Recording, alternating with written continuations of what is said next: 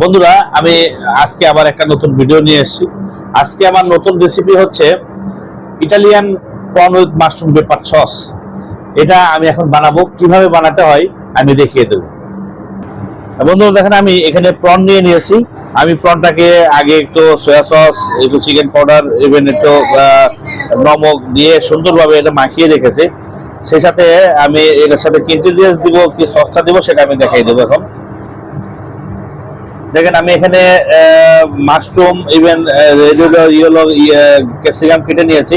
এখানে black pepper রয়েছে, even olive oil রয়েছে আমার। দেখেন যে অলিভ অয়েলটা আমি দিব, অলিভ অয়েল দিয়ে কাজ করব। সুগার রয়েছে, দুধ গুলানো রয়েছে, চিকেন পাউডার এবং লবণ। আমি এটা দিয়েই মূলত এই Italian prawn with mushroom paper সসটা বানাবো। বন্ধুরা দেখেন, আমি প্রনটাকে কিন্তু আগে একটু হালকা একটু সস দিয়ে সুন্দরভাবে হালকা জাস্ট একটু বয়েল করে নিয়েছি, যাতে এই প্রনটা আমার এখানে কাজে লাগে। আমি যখন এটা সাজাবো তখন অনেক সুন্দর লাগবে। আমি জাস্ট এটা যে ম্যারিনেশন করার আমি করে নিয়ে হালকা বয়েল করে নিয়েছি। বন্ধুরা, আমি সসটা বানানোর ক্ষেত্রে আমি প্রথমে বাটার দিয়ে দিলাম, এবার আমি এখানে একটু গার্লিক দিয়ে দিব। দেখেন, এই বাটারটা দিয়ে কিন্তু আমার এটা হয়ে যাবে। হ্যাঁ, আর যে আমি দুধটা রেখেছিলাম সেই দুধটা আমি দিয়ে দিচ্ছি।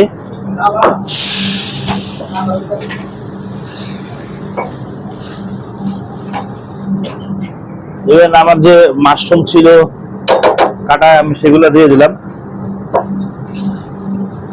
এখন আমি যে চিংড়ি মাছটা বয়েল করেছিলাম সে পানিটা ছিল, পানিটা আমি এখানে দিয়ে দিব।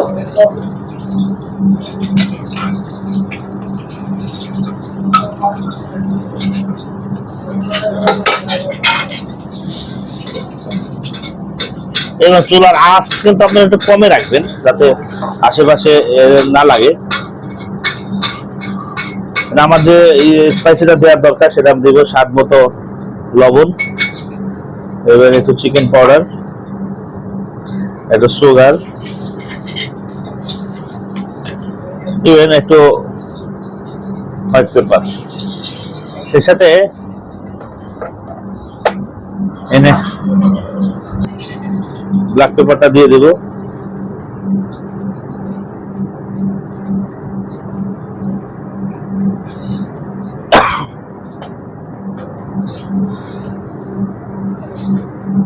এখন এটা সুন্দরভাবে একটু নাড়াচাড়া করে এটা জাস্ট করে নেব, ঘন করে নেব।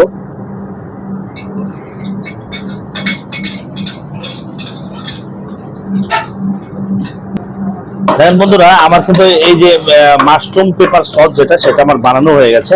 আমি এখন সেই আবার যে প্রনটা উঠাইছিলাম প্রনের আমি দিয়ে দিব প্রনের উপর। বন্ধুরা দেখেন, আমি এখানে সসটা দিয়ে দিব এটার উপরে।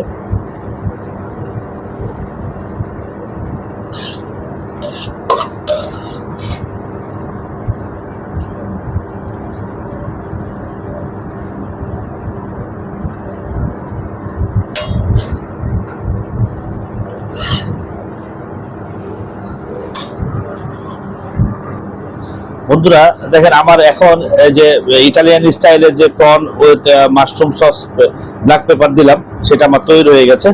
এখন আমি এটা আমার টেবিলের জন্য সার্ভ করব। বন্ধুরা দেখুন, আমার এই যে ইটালিয়ান স্টাইলে prawn with mushroom sauce with black pepper আমার ডিশটা রেডি। যদি এই রেসিপিটা দেখে আপনাদের ভালো লাগে, আমার একটা ফেসবুক পেজ আছে, একটা ইউটিউব চ্যানেল আছে স্বপন কিচেন নামে। আপনারা আমার ইউটিউব চ্যানেলটা সাবস্ক্রাইব করবেন, ইভেন একটা ফেসবুক পেজ যেটা আছে স্বপন কিচেন নামে সেটা লাইক করবেন, শেয়ার করবেন, কমেন্টস করবেন। থ্যাংক ইউ বন্ধুরা।